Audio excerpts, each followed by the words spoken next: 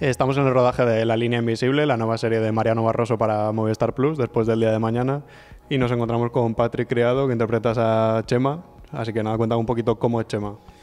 Hola, muy buenas. Pues bueno, Chema es una persona que tiene origen humilde. Él ha trabajado siempre en caseríos, en el campo, ¿no?, con su familia, y carece de estudios, pero al final, por el contexto en el que está viviendo, ¿no?, por tanta represión ahí que estaban viviendo, pues decide formar parte de la organización para hacerse oír, ¿no?, y tomar represalias contra toda esa represión, y se convierte un poco en lo que sería el brazo ejecutor de la organización, ¿no? Es una persona que tiene facilidad para las armas, para la acción, para la conducción, para todo lo que sea tirar para adelante y hacer cosas, ¿no? Es lo que él quiere hacer todo el rato, cosas, ¿no? Él no quiere hablar y marcar estrategias, sino él está ahí para actuar y tomar medidas, ¿no?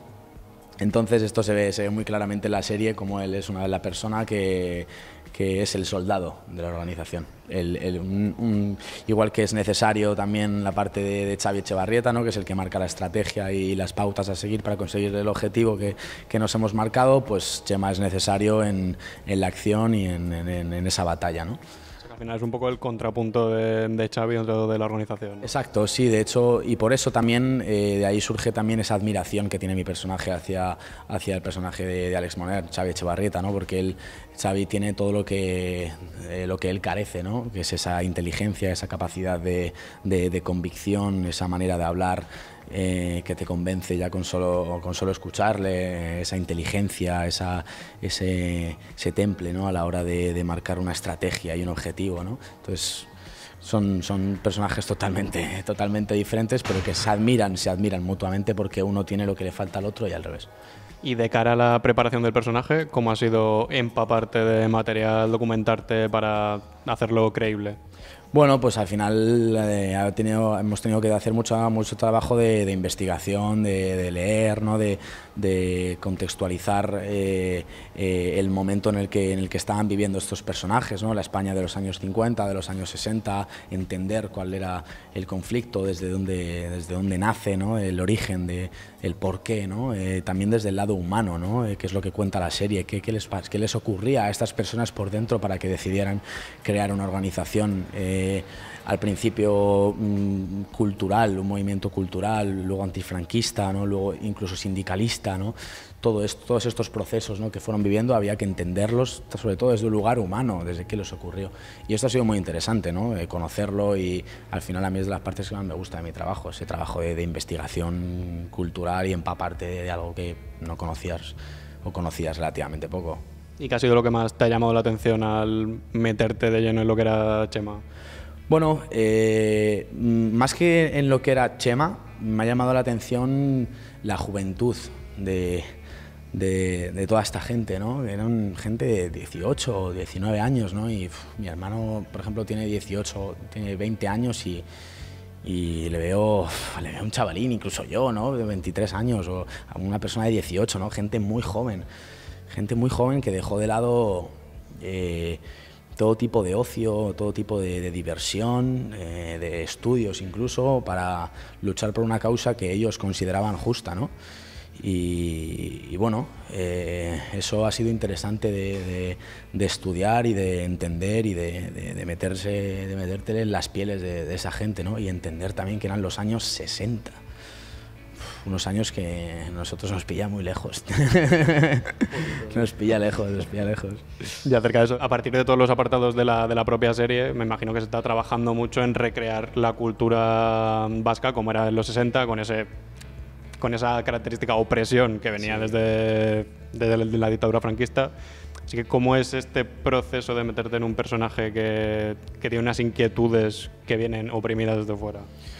Pues al final esto todo viene un poco del trabajo de investigación que se hace, y luego hemos hablado mucho con el director y con los guionistas, incluso hemos hablado, ¿no?, sobre todo para entender por qué estaba este personaje o tal personaje en la serie, ¿no?, y qué es lo que quería mostrar de ese personaje, ¿no? Porque al final, evidentemente, en una serie no te da no te da tiempo a hacer todos los personajes que existieron en aquel momento, entonces cada uno representa como a un tipo de persona que había o a un colectivo como eran, ¿no? Y esto ha sido lo interesante, ¿no? En mi caso pues representaba a esas personas que eran que no tenían estudios, pero que vivían en una represión tremenda y que eran de campo, pero aún así iban a la lucha, ¿no? Y esto ha sido muy interesante de estudiar, y cada uno, ¿no? Y cada personaje, también el personaje de Chiqui, de Ana Castillo, el femenino, ¿no? Que también había mujeres, ¿no? Incluso de los años 60, que la mujer era prácticamente no tenía voz ni voto, ¿no? en este tipo de cosas, pero aquí sí lo tenían, ¿no? Y era importante también lo que decían, ¿no? Incluso. Entonces, bueno, entender todo esto y al final para poder hacerlo, ¿no? Para poder representarlo y con responsabilidad, respeto, y para que luego también el espectador pueda crear su propia conclusión y pueda entender y pueda tener un punto crítico, ¿no? sobre esto también. Y por lo que me cuentas, tu personaje parece un poco el más arraigado a las tradiciones, como más rural, vamos, de todo lo que hay, por lo que he podido ver. O sea, entonces, ¿él habla en euskera o tiene un acento más marcado? ¿Y cómo ha sido meterte en ese acento? Bueno, eso ha sido un proceso complicado y difícil y con mucho respeto, pero bueno, hemos tenido tiempo para estar aquí, para impregnarnos de la cultura vasca, del acento. Hemos tenido también a un coach que nos ha ayudado, a Josean, durante todo el proceso creativo, incluso en el rodaje. Entonces, bueno, hemos tenido ahí mucha ayuda y también es el doble de trabajo, ¿no? el que tienes que hacer en tu casa, porque cuando tienes una frase en euskera, que es una lengua maravillosa pero muy complicada, pues bueno, nos tocaba repetir las frases ahí en el WhatsApp y mandársela a Josean. Oye, Josean, dime si esto está bien, y te decía, está como el culo, tío, venga, otra vez, tal, no sé qué, venga, ya va mejor. Así, un trabajo muy minucioso, pero bueno, al final es trabajo, son horas y horas y horas que le pones ahí pero bueno, a ver cómo se recibe. Yo qué sé, nosotros hemos hecho todo lo que hemos podido, eso desde luego. ¿Y ahora cómo lo llevas? ¿Ya podrías mantener una conversación aunque fuera de hola, qué tal, un café o algo así? ¿En euskera? Sí. Bueno, lo justo. Lo justo, pero es que es un idioma muy complicado, o sea, me sorprende. No se parece a ninguna lengua, es maravilloso, maravilloso. Pues muchísimas gracias, Patrick.